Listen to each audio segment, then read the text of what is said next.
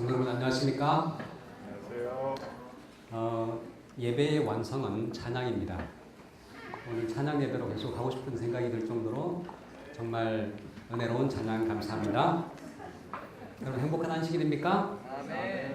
네, 정말 매 안식일이 이런 안식이 되었으면 좋겠습니다. 정말 요즘 날씨 변화가 극심합니다. 그죠? 시간의 마력 속에서 살아가고 있습니다. 시간에도 두 종류가 있다죠. 크로노스적인 시간이 있고 카이로스적인 시간이 있다라고 이야기합니다. 계량적인 시간, 24시간, 하루, 일주일, 한 달, 1년 이런 것들을 크로노스적인 시간이라고 이야기합니다. 누구에게나 똑같이 주어집니다. 또 다른 의미의 시간이 있는데 그것은 카이로스적인 시간입니다. 그것은 뭐냐면 의미의 시간입니다. 똑같은 시간이 주어지지만은 다른 의미로 우리에게 다가온다는 것이죠. 아마 안식일을 하나님께서 우리에게 주신 것도 그런 의미적인 시간을 깨달으라는 뜻인 것 같습니다. 안식일을 맞이할 때마다 일주일을 어떻게 살았는지 다시 한번 되새겨보고 나 자신을 성찰할 수 있는 기회가 됩니다. 오늘 늦잠 자야지 이게 아니라 정말 오늘 어떻게 하나님 만날 수 있을까? 어떻게 나와 함께 하셨던 하나님을 기억할 수 있을까? 그런 시간을 가진다면 정말 의미의 시간을 우리는 보낼 수 있다라고 생각이 됩니다. 예수님께서 가장 많은 병자들을 치유하시고 회복이 일어났던 시간이 바로 안식일이었습니다. 이 안식일에 이곳에 오신 여러분을 진심으로 환영합니다. 특별히 오늘 골든 엔젤스 정말 멋있게 거듭나서 왔습니다. 보니까 제자들이 여러 명 있는데요. 신학과 2학년 마치고 간 선배들이 몇 명 있습니다. 그죠? 그 다음에 우리 또 조대현 목사님 어디 있습니까? 네, 저기 있네요. 우리와 함께 동역했던 목사님입니다. 감사합니다. 정말 귀한 시간, 찬양의 시간, 하나님을 찬양할 수 있는 은혜를 주신 우리 골든 엔젤스께 다시 한번 감사의 말씀을 드리고 싶습니다. 지금도 치유가 필요한 친구들이 분명히 있을 거라고 생각됩니다. 얼마 전에 신학교 4학년에 우리 이상준 학생이 갑자기 목뼈에 이상이 와서 병원에 입원했고 지금도 이렇게 하고 다니고 있습니다. 퇴원은 했지만은 아주 정말 아직도 완치를 위해서 기다리고 있는 중에 있습니다. 제가 신학숙을 책임지고 있다 보니까 80여 명이 사는데 하루도 바람 잘 날이 없는 것을 경험하게 됩니다. 지난번에 축구 결승전 할 때 2골 넣었던 친구입니다. 김영민 학생입니다. 그 이후에 또 축구를 하다가 햄스트링 부상을 입어서 3주 동안 한 2주 정도 최소한 병원에 입원해서 꼼짝도 못하는 상황에 있습니다. 또 다른 친구가 어제 부상을 입었습니다. 아주 잘생긴 우리 김두영 학생인데요. 어제 저녁에 뜨거운 물 가지고 이렇게 잘못해가지고 얼굴과 허벅지에 2도 화상을 입었습니다. 어제 급히 응급실을 다녀오고 지금도 아침에 일찍 병원에 가서 치료를 받고 있는 중입니다. 이분들을 위해서 특별히 좀 기도해 주시기 바랍니다. 예수님께서 유대인들에게 아무 일도 하지 말라고 하셨던, 그리고 성경에서도 분명히 그렇게 이야기했던 안식일에 예수님은 의도적으로 많은 병자들을 치유하셨습니다. 치료 이야기가 많이 나오는데 안식일날 많은 병자들 치유한 이야기들이 더 많이 나와요. 치유와 회복이 필요한 이 친구들을 위해서 여러분 기도해 주시고, 또 보이지 않지만 우리 모두도 다양한 치유의 은사들이 필요한 상황입니다. 이 안식일에 하나님의 놀라운 치유와 회복이 있기를 간절히 소망합니다. 안식일은 그냥 늦잠 자는 날이 아닙니다. 수업 없는 날이 아닙니다. 안식일은 시간 중에서도 가장 의미 있는 시간, 정말 감격의 시간, 하나님을 만나는 시간이라는 사실을 기억하기를 바랍니다. 이 날에 우리가 서로 용서하고 힐링을 경험하고 진정한 교제를 경험하였으면 정말 좋겠습니다. 오늘 세이가 다 함께 모이는 교제의 장이 있죠. 오후에 식사하자마자 함께 가을 소풍을 가게 됩니다. 여기 오신 분들 한 분도 빠짐없이 이 안식의 정말 참다운 의미를 경험하고 힐링과 교제를 경험하고 회복을 경험하는 그런 일이 있으면 참 좋겠습니다. 제가 미국에서 공부할 때의 일이었습니다. 한 번은 안식일 날 설교를 위해서 출발을 했는데 조금 늦게 출발했어요. 그래서 좀 긴장한 마음으로 속도를 좀 내려고 하는데 앞 차가 계속 가리고 있는 것입니다. 천천히 가는 차가 막고 가진 않는 것이에요. 근데 약간 틈이 보이니 이제 비는 사이에 이렇게 추월하면서 샥 통과했는데 아니나 다를까 갑자기 뒤에서 불을 반짝거리면서 경찰차가 달려와서 저를 스탑시켰습니다. 그 잠깐 사이에 경찰에게 잡힌 것입니다. 경찰이 물었습니다. 얼마 전에 지금 얼마의 속도로 달렸는지 아냐고 이렇게 물었습니다. 아마 78마일 정도 된 것 같습니다. 라고 대답을 했습니다. 그리고는 이분이 면허증과 차 번호를 본 다음에 이제 자기 그 차량으로 갔습니다. 미국 경찰차 혹시 타보신 분 있습니까? 봉원영 목사님 미국 경찰차 타본 적 있습니까? 저는 한번 타본 적이 있습니다. 체포된 것이 아니라 그 사슴을 치면서 차가 전파되고 그렇게 해가지고 경찰차를 타고 리포트를 쓰고 베린스프링스에서 이렇게 집으로 간 적이 있습니다. 경찰차에 타면은 정말 그 상황실이라고 할 정도로 모든 것이 거기에 다 있습니다. 예를 들어서 주민등록번호 아니면은 그 운전면허증 번호를 집어넣으면 그 사람의 모든 자료가 다 나오고 차량 번호를 넣으면 차량 조회가 다 되는 그런 상황실일 정도로 모든 것들이 다 되어 있습니다. 아저씨가 면허증을 가지고 다시 돌아왔습니다. 그리고는 저에게 왜 이렇게 빨리 달렸냐 물어봤습니다. 제가 설교를 해야 돼서 조금 급한 마음으로 약간 추월을 한 것 같습니다. 그러니까 이분이 조심해서 천천히 가십시오라고 이야기했습니다. 대박이죠? 이분이 다 조회한 다음에 클린하니까 특별한 문제가 없는 것 같으니까 무슨 이유가 있구나 이러면서 용서를 해준 것입니다. 만약에 그날 제가 티켓을 받고 약 150불짜리 이렇게 그 벌금형에 처해졌더라면 어땠을까요? 그날 저녁, 그날 아마 안식일 설교는 망치고 말았을 것입니다. 근데 그날 그 용서를 받고 난 다음에 저는 그날 용서하신 하나님의 놀라운 기적을 설교 시간에 전할 수 있었습니다. 여러분, 누군가에게 용서를 받는다는 것은 대단히 감사한 일입니다. 쉽지 않은 일입니다. 누군가를 용서한다고 한번 생각해 보십시오. 내가 도무지 용서하지 못할 사람을 용서한다고 생각하면 용납하기 힘든 일입니다. 대단히 힘든 일이죠. 오늘 본문의 말씀을 통해서 그 이야기를 한번 보도록 하겠습니다. 요한복음 8장 3절부터 9절에 있는 말씀 우리 다 같이 봉독하도록 하겠습니다. 요한복음 8장 3절부터 9절 다 같이 읽겠습니다. 시작.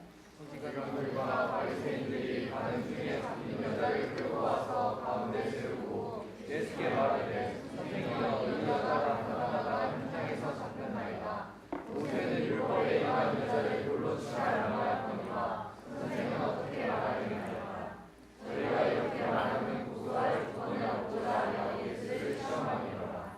예수께서 몸을 굽히사 손가락으로 땅에 쓰시니 저희가 묻기를 맞이 아니하는지라.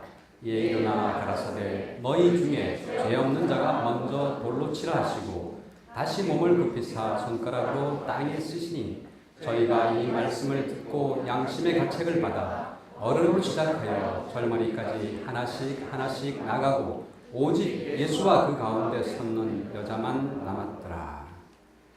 여기서 우리는 예수의 아주 특이한 행동을 보게 됩니다. 이 특이한 행동은 예수가 누구인지를 보여주는 중요한 행동입니다. 대부분은 그 행동을 놓치고 지나갔을지 모르겠습니다. 도대체 예수가 어떤 분일까? 그의 사명이 무엇일까를 보여주는, 하나님이 누군지를 보여주는 그런 본문입니다.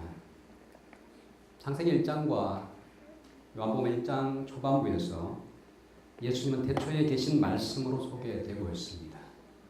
그분은 세상을 창조하신 분으로 소개되고 있죠. 요한복음 5장 39절에 보면 너희가 성경에서 영생을 얻는 줄 생각하고 성경을 상고하거니와 이 성경이 곧 내게 대하여 증거하는 것이니라 이야기하고 있습니다. 성경 전체가 예수님을 이야기한다는 사실이죠. 예수 알고 싶으면 어떻게 해야 됩니까? 저는 한때 예수님을 알고 정말 예수님을 직접 만나고 싶은 소망이 있었습니다. 근데 시간이 이미 2000년이나 지나버렸어. 그리고 지리학적으로도 너무 멀리 떨어져 있습니다. 예수님을 알고 싶으면 과연 타임머신을 타야 할까요? 성경은 그렇게 이야기하고 있지 않습니다. 성경으로 돌아가면 우리가 예수님을 만날 수 있다라고 이야기하고 있습니다. 성경 66권은 예수님이 누구인지를 보여주고 있습니다. 예수에 관해 기록한 책인 성경은 세상에서 가장 두꺼운 책이고 부담스러운 책이죠. 정말 두껍습니다. 세계 성서연합회에서 이야기하기를 2017년 현재 성경이 2261개의 언어로 번역되었다고 이야기하고 있습니다. 성경은 세상에서 가장 많은 사람들이 읽고 가장 많은 언어로 번역되어 있는 책입니다. 그리고 세상에서 가장 많은 사람들, 많은 저술가들이 기록하고 있는 주인공, 그가 바로 누구냐 하면은 예수입니다. 이처럼 예수에 관한 수없이 많은 글들이 기록되어 있습니다. 지금도 수없이 많은 사람들이 그분에 대해서 책을 통해서 이야기하고 있죠. 그런데 흥미로운 사실은 뭔지 아십니까? 예수가 직접 기록한 글은 어디에도 남아있지 않다는 것입니다.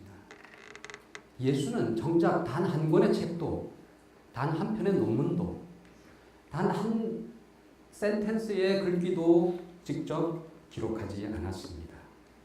이 사실을 통해서 어떤 사람들은 예수님이 문맹자일 것이다라고 이야기하는 사람도 있습니다. 그런 사실과다르죠. 왜냐하면 회당에서 예수가 선지자 이사야의 글을 낭독한다든지 이런 것들을 보면 예수님이 문맹적으로는 전혀 거리가 먼 것을 볼 수가 있습니다. 왜 성경 전체가 예수님을 이야기하는데 정작 예수님은 정말 단 한 권의 성경도 기록하지 않으셨을까? 참 아이러니한 이야기입니다. 오늘 본문은 성경에서 유일하게 예수님이 뭔가를 기록했다라고 이야기하고 있는 구절입니다. 예수가 어디서 그리고 왜 기록을 남기셨는지 그 이야기를 자세히 살펴보면 그분이 누구인지를 더 깊이 이해하게 됩니다. 저는 오늘 본문을 중심으로 예수의 손글귀라는 제목으로 함께 은혜를 나눌까 합니다. 왜 예수님이 손으로 글을 쓰셨을까? 이 이야기를 보면서 그리고 무슨 이야기를 썼는지는 성경은 전혀 기록하고 있지 않습니다. 사람들이 그냥 가서 보고 예수님이 쓰는 글을 보고 난 다음에 그 자리를 슬그머니 떴다라고 이야기하고 있습니다. 시대의 소명 461쪽은 거기에 대한 자세한 이야기를 해주고 있습니다. 다음 한번 읽어보겠습니다. 시작.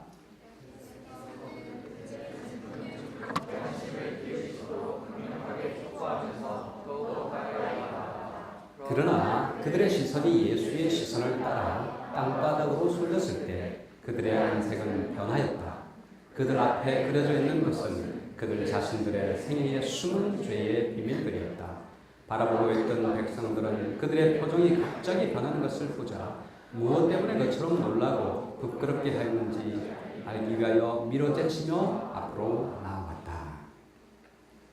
예수님께서 기록하신 그런 사람들의 죄에 대한 이야기였습니다. 여기 여러 부류의 사람이 있지만 여러 사람들이 있지만 어린 아이도 있는 것을 보게 됩니다. 어른도 있습니다. 서기관과 바리새인들이 주동자였습니다. 근데 그들은 단 두 부류의 사람들로 나누는 것을 보게 되죠. 첫 번째는 끌려온 죄인 여자였습니다. 그들은 누가 봐도 죄인이었습니다. 자타가 공인하는 죄인이었죠. 두 번째는 끌고 온 사람들입니다. 그들의 손에는 뭐가 들려있어? 돌이 들려져 있습니다. 자기들이 생각하기에 자신들은 이 여자보다 낫다라고 생각하는 사람들이었습니다. 다시 이야기하면 죄인과 의인이 모여있는 것이죠. 좋은 사람과 나쁜 사람이 이 이야기에 등장합니다. 영어로 말하면 good guy, bad guy죠. 이 이야기를 통해서 우리는 죄인이 무엇인지 우리가 어떤 상황에 있는지를 보게 됩니다. 겉으로 볼 때는 분명히 그들은 죄인이고 의인이에요.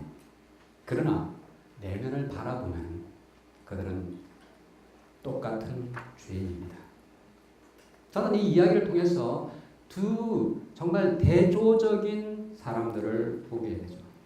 첫 번째는 이야기 앞에 선 한 무리의 사람들이고요. 두 번째는 그 무리의 사람들을 대하는 예수님의 모습을 보게 됩니다. 첫 번째 모습입니다. 사람들은 다 죄인이라는 사실입니다.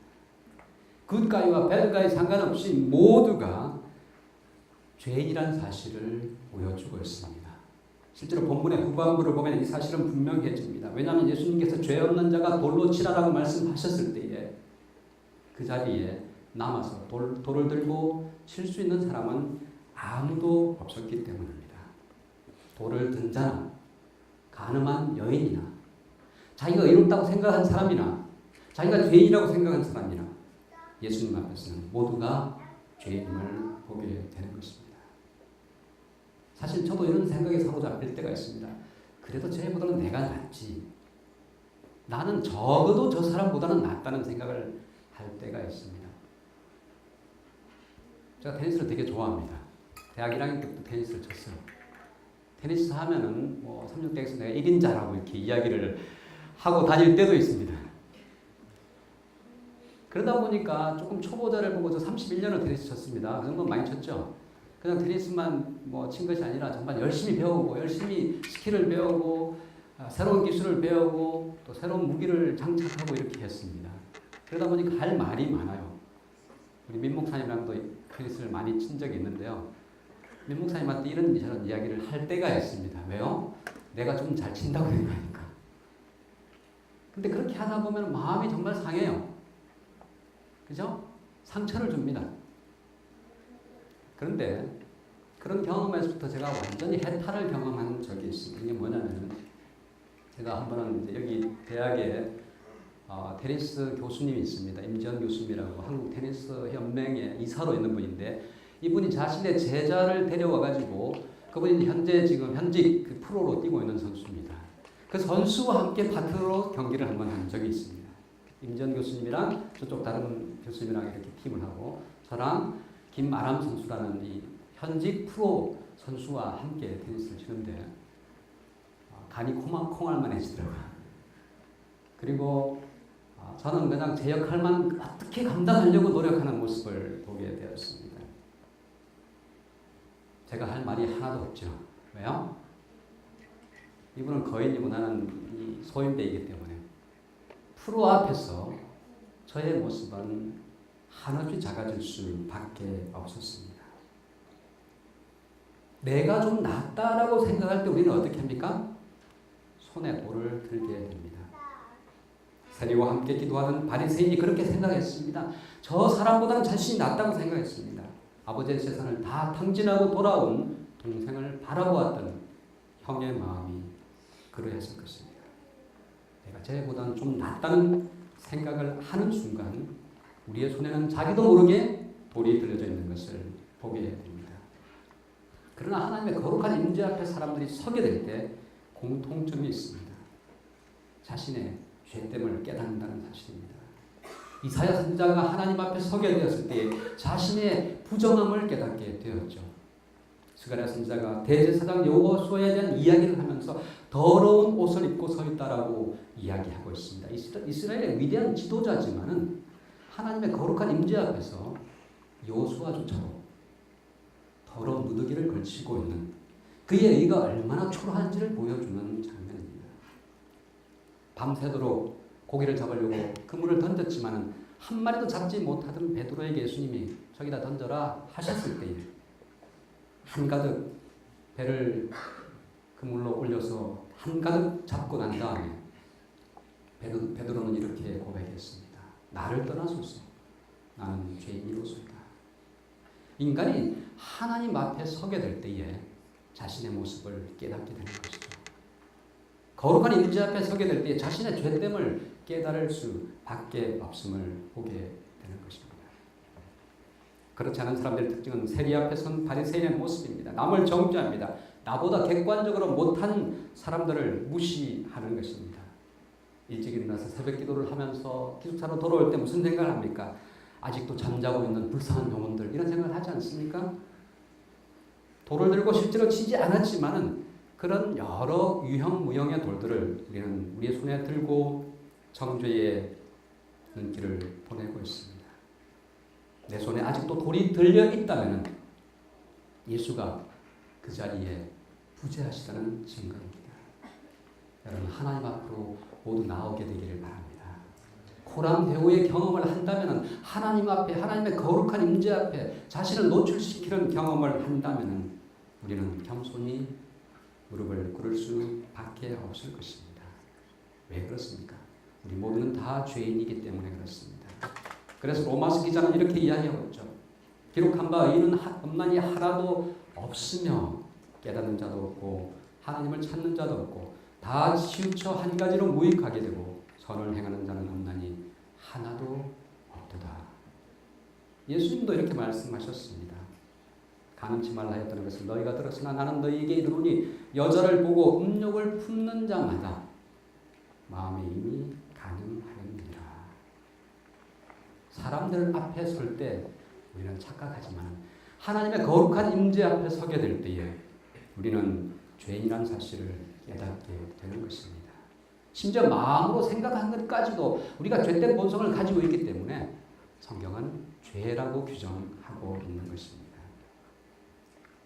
우리가 혹시 사람들 가운데 살았다면 내가 생각하기에 내가 좀 낫다고 생각하는 그 무리에 있었다면 하나님의 거룩한 임재 앞에 여러분 자신들을 드리게 되기를 바랍니다. 그렇게 될 때 우리의 진정한 모습을 우리는 깨닫게 될 것입니다. 제가 미국에 유학할 때 이야기를 하나만 더 하겠습니다. 미국 초기 유학 시절에 재산 목록 1호가 뭐였냐면은 자전거였습니다. 아직 차가 없을 때였습니다. 빨간 자전거, 그때 MTB를 샀는데 이거 타고 뭐 학교까지 걸어가려면 한 15분, 10분 정도 걸리는데 이거 가지면 1분이면 됩니다. 얼마나 잘 썼는지 모릅니다. 그때 초년생이었으니까 뭐 밤에도 수업을 했습니다. 8시 수업도 있었어요. 근데 집이 2층이었는데 학교 아파트 2층이었는데 위에까지 들고 오기는 조금 부담스러워서 그냥 밑에다 놔두고 올라왔다가 밥을 먹고 딱 내려왔는데 자전거가 사라진 것이었습니다. 여러분 어디서 자전거를 잃어버렸어요? 앤드루스 대학 기숙사에서. 거기는 대부분이 신자들인 학교입니다. 90% 이상이 신자들인 학교예요. 그것도 미국입니다. 정직한 나라 미국인데 캠퍼스 내에서 자전거를 잃어버린 것입니다. 잃어버리고 난 다음에 시험에 들더라고요. 어떻게 앤드루스 있는 학생들 이런 걸 훔쳐갈 수 있을까? 그러면서 그 이후 제가 적어도 한 2주 동안 시험에 들었습니다. 지나가다가 빨간색 자전거만 보이면 내 자전거라는 생각이 들었습니다. 그 위에 타고 있는 사람 다 누구로 보여요? 도둑놈으로 보이는 것입니다. 뭔가 두 발 달리는 뭔가 움직이는 걸 보면 혹시 빨간색이 아닌가 다시 보게 되는 거예요. 제가 죄를 지었는데 잘못해가지고 잃어버렸잖아요. 그죠? 그리고 그 이후에 모든 사람들을 정죄하고 모든 사람들을 도둑으로 모는 나의 모습을 보게 되었습니다. 나중에 자전거를 사실은 찾게 되었어요. 그리고 오해가 풀렸습니다. 자전거를 어디서 찾았을까요? 박정경 목사님 어디서 찾았을까요? 퍼블릭 스쿨에서 찾았습니다. 퍼블릭 스쿨 다니는 고등학생이 왔다가 친구 집에 왔다가 자전거를 보고 그냥 괜찮으니까 타고 가버린 거예요. 찾아가지고 그래도 다행히 앤드루스 학생이 훔쳐간 건 아니구나 하는 사실을 깨닫고 하나님께 감사를 드렸던 적이 있습니다. 이 세상에는 딱 두 종류의 사람들이 있습니다. 자타가 공인하는 숨은 죄인 혹은 들킨 죄인. 그죠? 아직 들키지 않은 죄인일 수도 있습니다. 모두가 공인하는 죄인과 들키지 않고 숨어서 지내는 죄인들이 있다는 사실입니다. 좀 더 구체적으로 이야기하면 죄인임을 자각하는 죄인과 죄인임을 모르는 죄인으로 나누인다는 사실입니다. 내가 좀 더 낫다는 생각 때문에 때로는 우리는 손에 돌을 들고 내가 뭔가 말을 해야지 하는 사명감까지 느끼게 되죠. 이 말은 꼭 해줘야지 그런 생각을 하게 되는 것입니다. 여러분 이 사건이 발생한 장소가 어디입니까? 이 사건이 어디서 발생했습니까? 서기관과 바리새인이 이 사건을 교묘하게 이끌어가는 것을 보게 됩니다. 어디에서? 성전에서 이 사건을 꾸몄습니다. 우리의 생각과 달리 시장통이나 어떤 뭐 주택가나 이런 곳이 아니었습니다. 성전이었습니다. 경건한 유대인들이 운집해 있는 성전에서 서기관과 바리새인이 주동이 되어서 한 여자를 끌고 오는 것입니다. 가늠했으면 사실 어떻게 해야 됩니까? 두 사람을 끌고 와야 되는데 여자만 잡아온 것입니다. 6절은 그 이유를 이야기하고 있습니다. 저희가 이렇게 말하면 고소할 조건을 얻고자 하여 예수를 시험함이로라.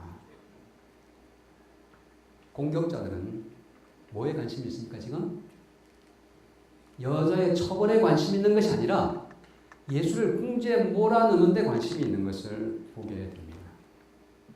율법에 따르면 이 여자는 뭡니까? 모세 율법에 따르면 이 여자는 돌에 맞아 죽어야 산 여자입니다. 실제로 유대인의 미시나에 보면 돌로 치는 법을 구체적으로 이야기하고 있습니다. 돌을 던지는 위치는 죄인의 신장 2배가 떨어진 위치입니다. 그리고 첫 번째 증인이 뭘 하냐면 엉덩이를 밀칩니다. 그리고 넘어져서 이 사람이 죽으면은 자기의 의무를 다하는 것입니다. 대부분 의무를 다하지 못하죠. 두 번째 증인은 그의 가슴팍에다가 커다란 돌을 던집니다.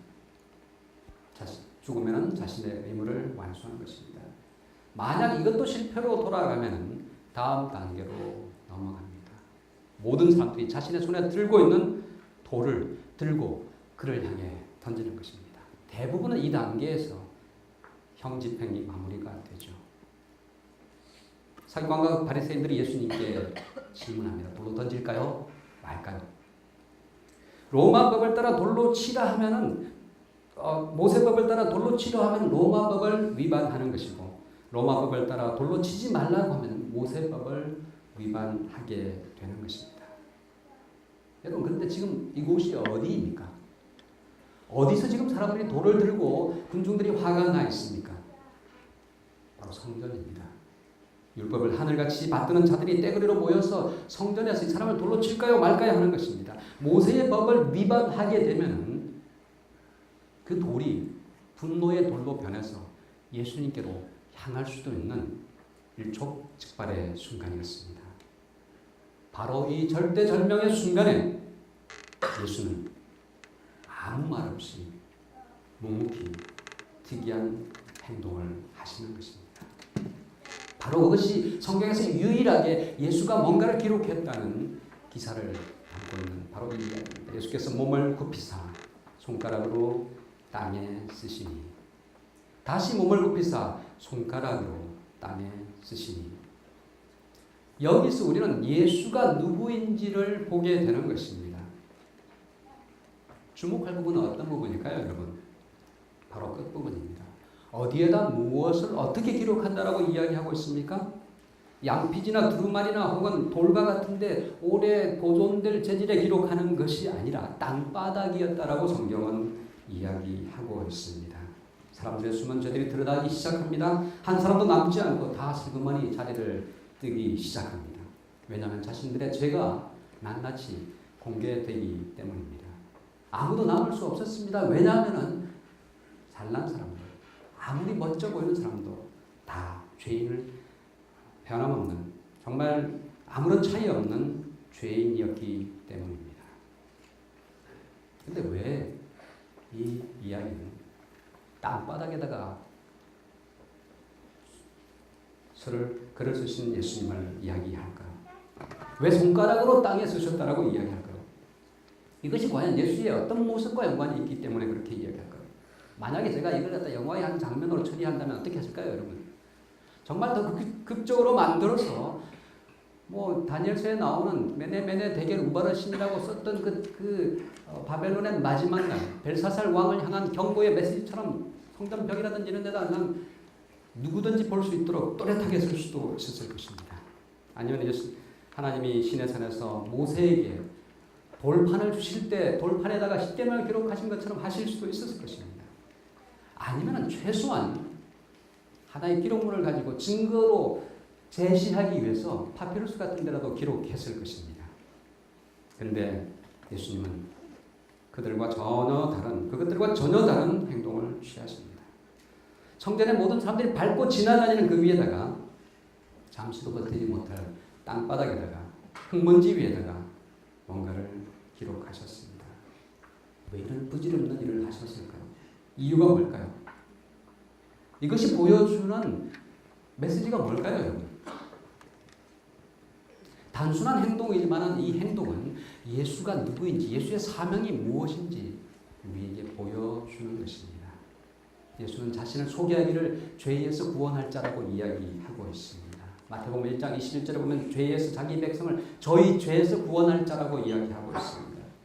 예수님도 자신의 입으로 이렇게 이야기하셨죠. 내가 의인을 부르러 온 것이 아니요 죄인을 불러 회개케 하러 왔노라. 회개시키러 왔노라고 이야기했습니다.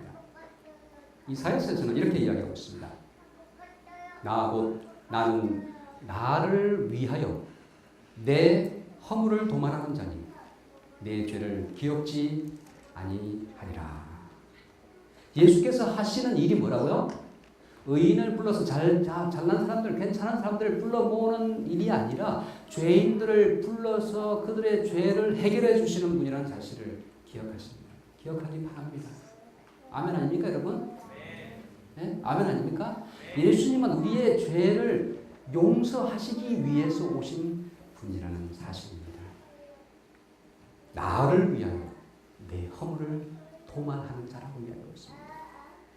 그분의 사명 자체가 뭐예요? 이거는 우리를 위해서가 아니라 그분 자신을 위해서 하시는 일 자체가 그분 자신의 사명이기 때문에 죄인들을 불러서 용서하시는 것입니다. 하나님은 죄를 조목조목 한 가지씩 빠짐없이 기억하고 끝까지 보관하는 분이 아니라 금방 까먹어버리고 금방 지워버리는 분이라는 사실을 보게 되는 것입니다. 예수님 명령만 하시면 이제 뭔가 일어날 그 상황 속에서 예수님이 외마디를 외치십니다. 돌로 치라. 여인에게 사형 선고가 선언된 것입니다. 그러나 앞에 그 센텐스 앞에 단서가 붙어 있습니다. 죄 없는 자가 돌로 치라. 저희가 묻기를 맞이 아니하는지라 이에 일어나서 가라사대 너희 중에 죄 없는 자가 먼저 돌로 치라 하시고 9절입니다. 저희가 이 말씀을 듣고 양심의 가책을 받아 어른으로 시작하여 젊은이까지 하나씩 나가고 오직 예수와 그 가운데 섰는 여자만 남았더라. 그렇게 의기양양했던 종교 지도자들이지만 그렇게 자기가 저 사람보다 낫다고 생각하면서 돌을 들고 있던 사람들이었지만 어린아이까지 합세했지만 하나둘 슬그머니 자취를 감추게 되었습니다. 왜냐하면 죄 없는 자는 아무도 없었기 때문입니다. 여자와 차이가 있다면 단지 들키지 않았을 뿐이라는 사실입니다. 운 좋게 들키지 않았을 뿐이지 전혀 다를 바 없는 죄인들이었음을 보게 되는 것입니다. 이 시간 여러분 모두를 하나님의 거룩한 임재 앞으로 초청합니다.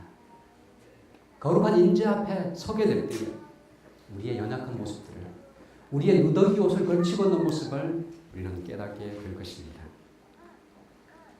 마지막으로 한 이야기를 하고 마치겠습니다. 한 15년 전쯤 일이었던 것 같아요. 그때 제가 삼육동에서 삼육동으로 파송을 받아서 사역을 할 때였습니다. 우리 아들이 도율이만 할 때였던 것 같아요. 도율이가 지금 몇 살입니까? 목사님? 2살요? 2~3살 됐을 때 같습니다. 초년생 아빠였던 저는 이 아들을 처음 키워보면서 대책이 서질 않는 거예요. 도율이 아빠가 그걸 경험하는 것 같더라고요. 그죠? 선율이를 키울 때는 딸처럼 키워가지고 그냥 조용조용 잘 컸는데 도율을 보니까 연빈 생각이 딱 나는 거예요. 너무 말을 안 듣고 막 교회에서 뛰어다니고 또 그 교회는 또 뭐 아무튼 만만치가 않았습니다. 근데 그날도 아침에 출근하려고 이렇게 하는데 이 아이가 또 말을 안 듣고 땡깡을 피우고 그러는 거예요. 그 성경에 보니까 뭐가 있냐면은 매를 들라는 메시지가 있더라고요. 잠언 22장 6절에 보니까 이런 말씀이 있더라고요. 마땅히 행할 길을 아이에게 가르치라. 그리하면 늙어도 그것을 떠나지 아니하리라. 초년생 아빠였던 저는 이 말씀을 너무 깊게 새겼습니다. 그리고 그 다음 말씀을 자세히 봤습니다. 아이에게 회초리를 아끼지 마라. 매질한다고 죽지는 않는다. 매를 들어야 되겠구나. 성경에도 약속하고 있는 훈육 방법을 써야 되겠구나. 이러면서 우리 첫 아들 영빈이에게 매를 정말 많이 들었습니다. 그건 참 신기한 사실은 뭐냐면 매를 자꾸 들면 면역이 생기더라고요. 들면 들수록 얘가 나중에 매를 무서워하지 않아요. 그래서 나중에 다른 기사를 보니까 미국에서는 어떻게 하냐면은 매를 들지 말고 벌을 주래요. 그래서 매보다 좀 더 강력한 벌을 한 가지 찾아내게 되었습니다. 참고하시기 바랍니다. 권 목사님. 도율이한테만 적용해 보기 바랍니다.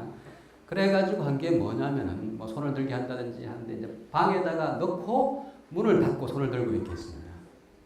근데 그게 정말 효과적이더라고요. 말 안 들을 때 방에 넣으려면 눈물을 뚝뚝 흘리면서 막 살려달라고 다시는 안 그러겠다고 빌고 그랬습니다. 그런데 그것도 잠깐이었습니다. 몇 번 하고 나니까 약효가 점점 떨어지기 시작했습니다. 한 4살 때 정도 되니까 효과가 없어요. 하루는 제가 충격적인 사실을 보게 되었습니다. 그날 아침밥을 먹고 출근을 준비하는 와중에 이 아이가 너무 말을 안 듣는 거예요. 그래서 다른 때와 다르게 정말 더 엄격하게 이야기하면서 방에 들어서 있으라고. 아빠가 나오라 할 때는 꼼짝도 하지 말라고 이러면서 딱 가둬놓고는 있는데 애가 그냥 시큰둥하게 반응하면 들어가는 거예요. 다른 때 같으면 눈물을 철철 흘리면서 아빠 살려주세요. 다시는 안 그러겠습니다. 이럴 텐데 그날은 딱 그냥 들어가는 거예요. 그래서 출근 준비를 하고 이제 나오려고 하는데도 아무 기척이 없어요. 울지도 않고. 그래서 조용히 문을 살짝 열고 어떤 뭐 하고 있나 보니까 너무 재밌게 놀고 있는 거예요. 의자에 앉아가지고 장난감 가지고 너무 재밌게 혼자서 놀고 있는 거예요. 제가 마음이 더 다급해졌어요. 어떻게 할까? 아빠가 오히려 안 달려났습니다. 그러니까 영빈이 달려가가지고 너 잘못했지? 그러니까 아니 잘못했어 안 했어? 잘못했지 않았대요. 그래서 답이 없는 거예요. 그래가지고 지금 출근을 해야 되는데 어떻게 해야 되겠습니까? 제가 그냥 항복을 했습니다. 안아줬습니다. 그 영빈아 그냥 아무 말도 하지 않고 그냥 안아줬습니다. 안아주고 영빈아 잘못했어? 그제야 백기를 들은 것이었습니다. 제가 잘못했어요. 이 이야기를 통해서 제가 깨달은 사실은 율법은 사람을 고치지 못한다는 사실입니다. 법이 분명히 있지만 법의 진정한 의미는 마음의 표현이라는 것입니다. 성경이 보여주는 율법은 하나님의 마음의 일부분의 표현이라는 사실입니다. 법대로 하면은 죽을 여인 앞에서 예수님은 법을 능가하는 사랑을 보여주셨습니다. 법대로 할 때 우리 아들에게는 전혀 효과가 없었지만 허그가 오히려 효과를 발휘했던 그 동일한 원리입니다. 그 동일한 예수님께서 오늘 우리 삶에 찾아오셔서 흙바닥에 손글씨를 쓰십니다. 그리고 우리 마음에 외치십니다. 내가 너를 용서한다. 내가 너를 사랑한다. 여러분 어떤 짐들을 지고 있습니까? 나름대로 다 무거운 짐들을 가지고 있죠. 학점이라는 짐, 스펙이라는 짐, 공부짐, 교우와의 관계의 짐, 수없이 우리가 감당하기 힘든 짐들이 있습니다. 그러나 그건 우리가 노력하면 대부분 감당할 수 있습니다. 근데 감당조차 할 수 없는 게 있습니다. 우리 모두가 지고 있는 죄의 짐들입니다. 예수님은 우리 모두를 향해 말씀하십니다. 손글씨를 통해서 말씀하십니다. 내가 너를 사랑한다. 내가 너를 용서한다. 수고하고 무거운 짐진 자들아 다 내게로 오라. 내가 너희를 쉬게 할 것이다. 예수님의 손글씨 결코 정죄의 메시지가 아니라 우리 모두를 향한 초청의 메시지라는 사실을 기억하시고 그 손글씨에 우리도 답장하게 되기를 바라겠습니다. 저를 따라하십시오. 내가 너를 사랑한다. 내가 너를 용서한다. 우리를 향한 예수님의 그 손글씨를 잊지 마시고 우리도 답장하는 우리 모두의 삶, 오늘 하루의 삶, 우리 평생의 삶이 되기를 간절히 바라면서 말씀을 마치겠습니다.